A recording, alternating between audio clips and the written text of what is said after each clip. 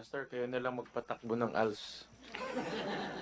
Yeah, we still wish to have to triple our number of volunteers. But, you know, ayan ang mahirap sa amin. Hindi kami, mahirap talaga kasi 3,000 lang po ang maibigay namin sa aming mga volunteers. And they mga ano sila mga 120 sila sa ngayon.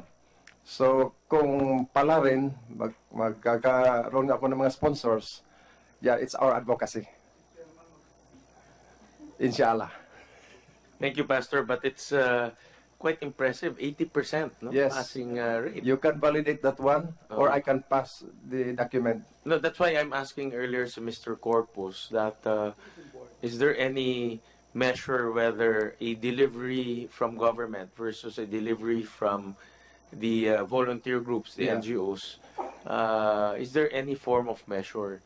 And the reason for that is we want to make sure that every peso spent on ALS yields to positive outcome. No? Kasi limitado na yung ating pondo, pero kung sasabihin natin na 30% lang pumapasa natin, talagang natatapon lang yung pera natin dahil tinuturuan mo 600,000 pero pumapasa 120,000 lang.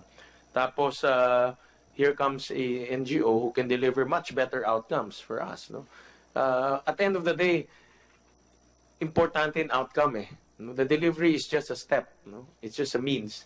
But the outcome is at the end of the day, that's the more important for us. No?